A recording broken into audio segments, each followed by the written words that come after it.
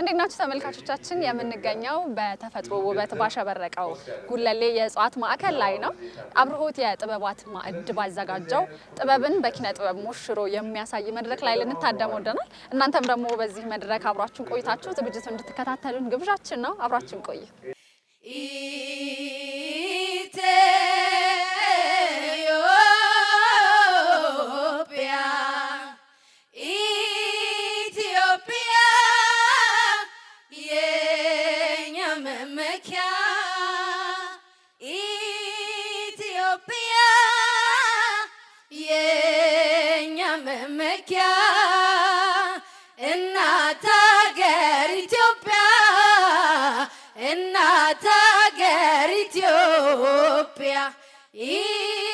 ኢትዮጵያ የኛ መመኪያ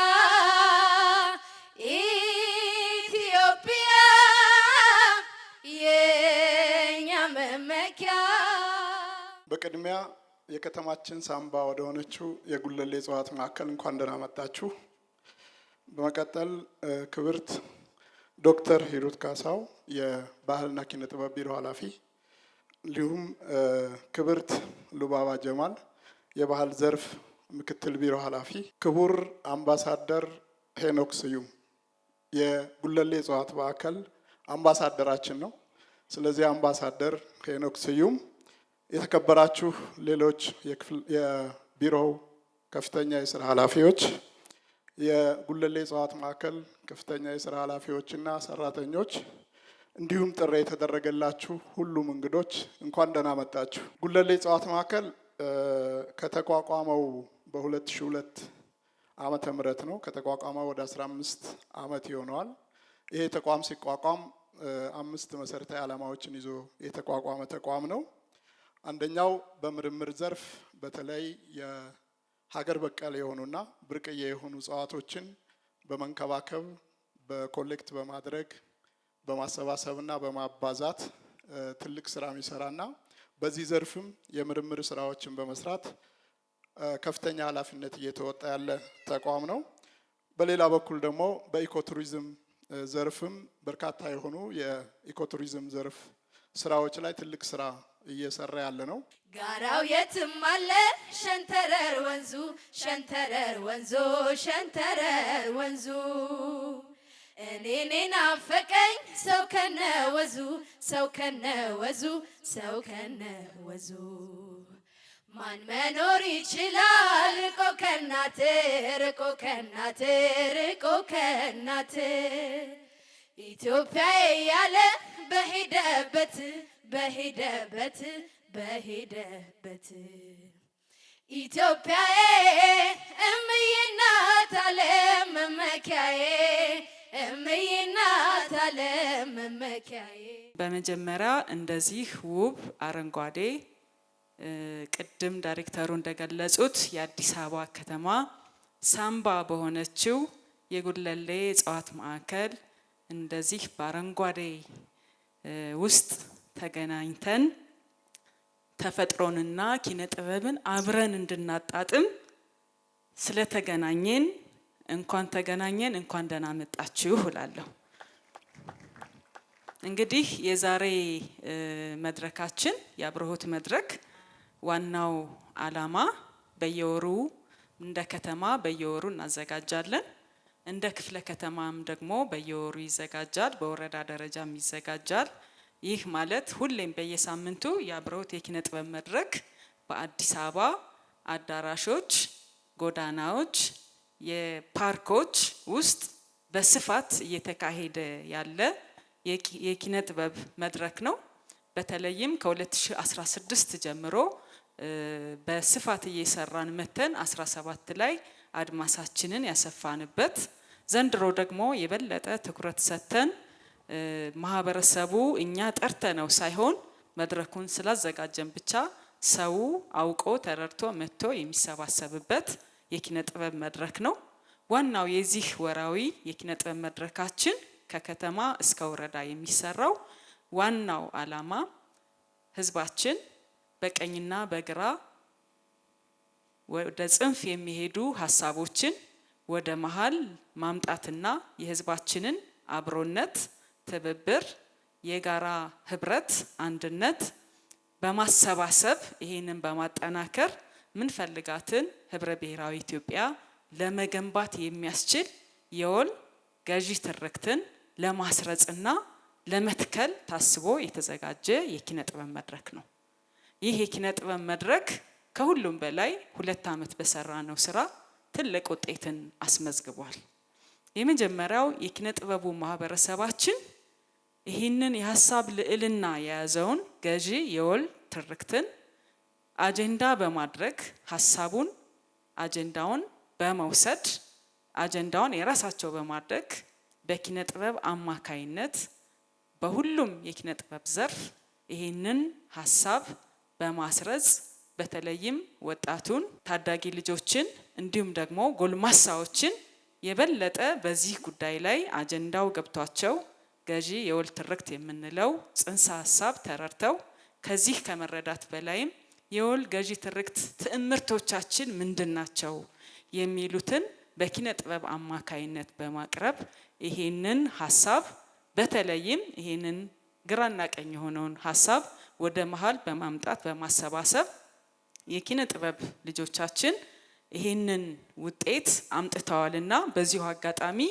በዚህ የአብሮት መድረክ እስካሁን ድረስ አብረውን የተሳተፉ የኪነ ጥበብ ሰዎች በዚሁ አጋጣሚ የሰራችሁት ስራ ውጤት ያመጣም ስለሆነ በራሴና በባህል ኪነ ጥበብ ቢሮ ስም ላመሰግናችሁ እወዳለሁ። አመስግኑልኝ። አንድ ሰው አንድን ዛፍ ከዛሬ 2 ዓመት በኋላ የሚቆርጣት ከሆነ ለዛች ዛፍ ዛሬ መትከል አለበት፣ ቀድሞ ማለት ነው።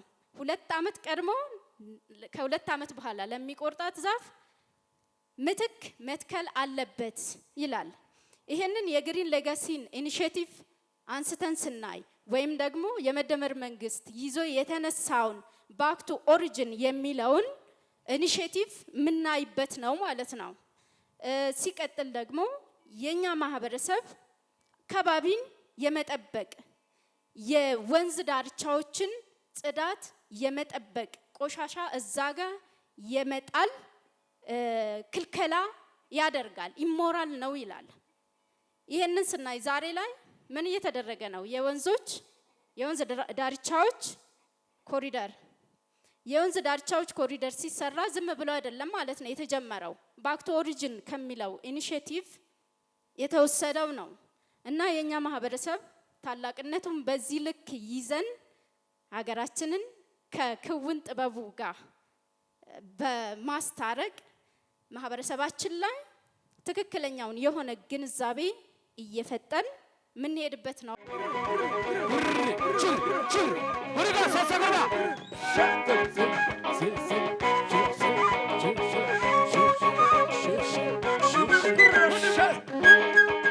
ይህንን የመሰለ ፕሮግራም እንድናዘጋጅ በዚህ መልኩ ይሄ ቦታ ለዚህ መዋል እንዲችል ሌሎች እንዲገባቸውና እንዲማሩበት በር በመክፈት ይህንን መሳይ ዝግጅት ስላዘጋጃችሁ ስላገዛችሁንና አብራችሁን ስለሆናችሁ በድጋሚ ማመስገን እፈልጋለሁ። አሁን ኮፕን እንግዲህ ቀጣዩ እኛ የኮፕ ደጋሾች ነን። ስለዚህ ዓለም ወደኛ ይመጣል። ዓለም ወደኛ ሲመጣ ተራራ አላቸው፣ ስለ ተራራ አይገባቸውም። ወንዝ አላቸው፣ ስለ ወንዝ አይገባቸውም። መስክ አላቸው፣ ስለ መስክ አይገባቸውም። ከ6000 በላይ እጽዋት ቢኖራቸውም በዘፈናቸው ላይ እንኳን ስለ እጽዋት የማይዘፍኑ ህዝቦች ናቸው እንድንባል አንፈልግም። ይሄ አሁን የተጀመረው ነገር አድጎ ዓለም ወደኛ ሲመጣ አይ ዝም ብሎ እግዚአብሔር ስለሰጣቸው እጃቸው ላይ ገብቶ ነው እንጂ አይገባቸውም ነበር የሚለውን አስበው እንዳይመለስ እነዚህ ሰዎች በስነ ምህዳር ዕውቀት የሰለጠኑ ናቸው። በሚያስገርም ሁኔታ ጥሩ ሙዚቃዎቻቸውን ድሮ እንዘፍን ነበር፣ ጤና አዳሜ አሪቴ ምናምን እያልን፣ አሁን እሱ ቀርቷል። ይሄን የመሰለ ተፈጥሮ ሰጥቶናል። ሌላ ዓለም ይሄንን የሚሰሩት ግሪን ስክሪን ላይ ያደርጉና አርቲፊሻል በተፈጠረ ሁኔታ ውስጥ ነው። ሰዎች ስቱዲዮ ውስጥ ይቀረጻሉ፣ መስክ ላይ ይሯሯጣሉ። ፈጣሪ ደግሞ ለኢትዮጵያ መስክ ሰጥቷታል።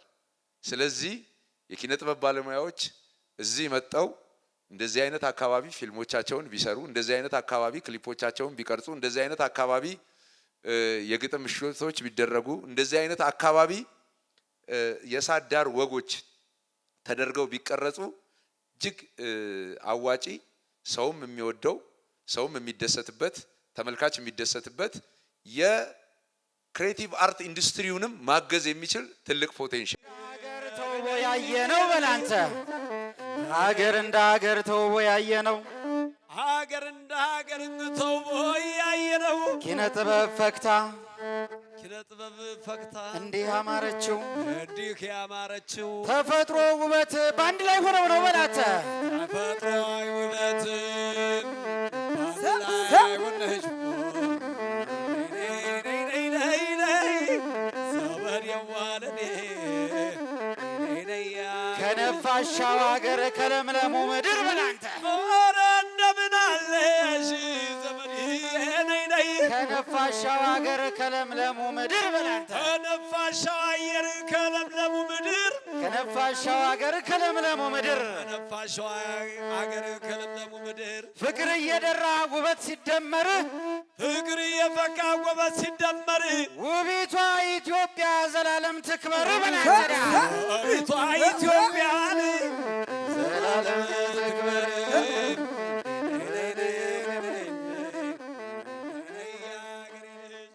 ዛሬ እንግዲህ በጉለሌ እጽዋት ማዕከል የተዘጋጀውን አብርሆት የጥበብ ማዕድን የተፈጥሮን እስትንፋስ ጥበብ ትጋራለች በሚል መሪ ቃል መድረኩን ስንከታተል ነበረ። እዚህ አይነት መድረክ ለማዘጋጀት እንዴት ታሰበ የሚለውን እስኪ ትንሽ አጫውት። እሺ፣ አመሰግናለሁ። 3 ቀን ነው ፕሮግራሙ የሚካሄደው። ያው እንደሚታየው ተፈጥሮና ኪነ ጥበብን አንድ ላይ ማገናኘት አለብን ብለን ነው የታለመው። ብዙ ልማቶች አሉ፣ ብዙ የተፈጥሮ ስራዎች አሉ። በፊት አዲስ አበባ ውስጥ እንደዚህ አይነት ፕሮግራሞች አልተለመዱም። ይሄ የመጀመሪያው ነው ማለት ነው። ስለዚህ ኪነ ጥበብ ስንል ብዙ መጻሕፍትን መጻፍ ሊሆን ይችላል፣ ማንበብን ሊሆን ይችላል፣ የአዳር ምሽትን ሊሆን ይችላል። ሁሉም እነዚህ የኪነ ጥበብ ናቸው። እነዚህን ደግሞ ወደ ተፈጥሮ ማምጣት አለብን ነው። ስለዚህ ኪነ ጥበብና ተፈጥሮን ነው። ስለ ኪነ ጥበብ ስናስብ ስለ ፊልም እናስባለን አይደለ? ስለ ድራማ እናስባለን። ስለ መጽሐፍ ማንበብ መጽሐፍን እናስባለን። ይሄንን ማህበረሰቡ ወይንም እዚህ ላይ የተሰማሩ ማህበራት ሊሆኑ ይችላል፣ ድርጅቶች ሊሆኑ ይችላል፣ ግለሰቦች ሊሆኑ ይችላሉ። ወደ ጉለሌ እጽዋት ወይንም ከጉለሌ እጽዋት ባሻገር ሌላ እንደዚህ አይነት ተፈጥሮን መሰረት ያደረገ ስራዎች የሚሰሩት ወደዛ አካባቢ ቢሄድ አገሪቷንም በኢኮኖሚ ሊሆን ይችላል፣ በገጽታ ሊሆን ይችላል፣ ሊገነባ ይችላል ብለን ነው ይሄንን ከባህልና ቱሪዝም ጋራ ወይንም ከባህልና ቢሮ ጋራ በመተባበር ይሄን ስራ ይሰራ ነው ማለት ነው።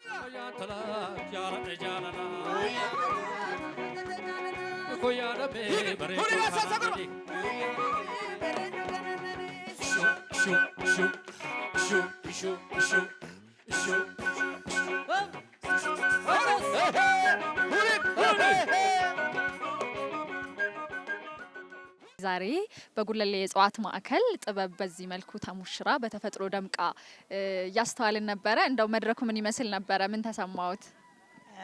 እኔ እንግዲህ ይሄ ጥበብ ማዕከል በጣም ደስ የሚል አየር የሚስብ ትውልዱን ለነገ ብዙ ትልቅ ለትውልዱ ዋስትና የሚሆን ነው። በጣም እጅግ በገዳ ስርዓት እኛም እንጨት ለኛ በጣም ትልቅ አታክልት ማለት ዛፍ ማለት አየር ስቦ የተለያየ ምንጮች እንኳን የሚፈልቁት በዚህ በአየር እንትን ነው በተተከለው ንብረት ነው። ይሄ በጣም ለጥበብም ሆነ ለተማሪዎችም ሆነ ለታዳጊዎች ትልቅ ጭንቅላት የሚፈጥርላቸው በጥበብ የሚያድጉት ከመሬት እንዴት እንደሚፈልቅ ውሃ እንኳን ማዕድን እንኳን የሚገኘው ከዚህ ነው። አየር የሚገኘው ከዚህ ነው። ትልቅ ቦታ ነው። ዛሬ ደስ ብሎኝ ነው እዚህ የዋልኩት። በጣም ደስ ብሎኛል። መድረኩ ምርጥ መድረክ ነው። እንደውም ሰፋ ያለ ጊዜ ቢኖርና ከዚህ በበለጠ ሰፋ ያለ ሕዝብ ቢመጣበት ትልቅ አስተማሪ መድረክ ነው።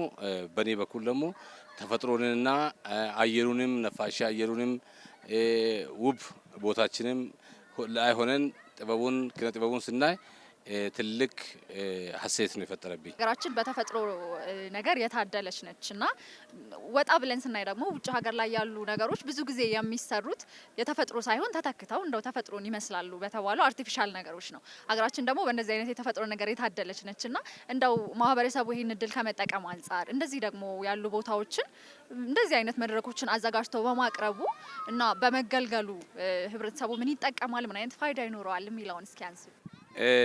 መነሻ የማደርገው ከባህሌ ከመነሻችን ከገዳ ስርዓት ነው የምነሳው። ቅድም ጋዜጠኛው አንስቶ ነበር ሄኖክ ድሮ ደህና ከተፈጥሮ ጋር ደህና ነበር። ከጊዜ በኋላ ደግሞ አርት ምኑም ዘፈኑ ወደ ጦርነት ወደ ሌላ ጥፋት እንጂ ልማት አይደለም ያለው እኔም እጋራለሁ።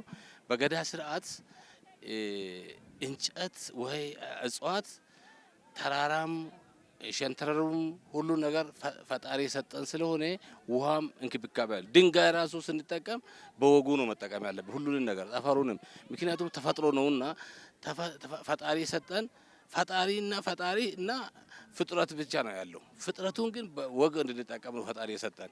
ስለዚህ በገዳ ስርዓት አንድ አትክልት ታዳጊ ነው፣ እንደ ሰው ልጅ ነው፣ ህይወት አለው፣ ይጎዳል፣ ይታመማል፣ ይሞታል።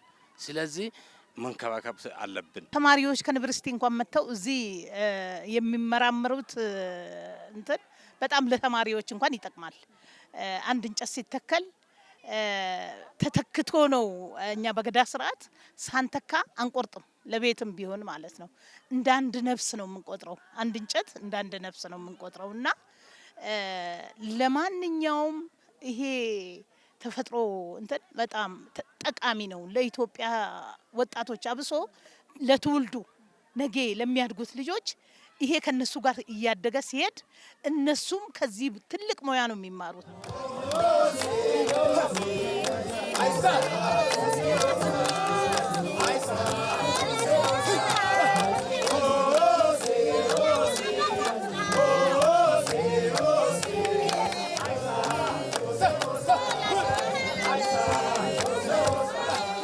በቅድሚያ በጣም ነው የምታምሩት።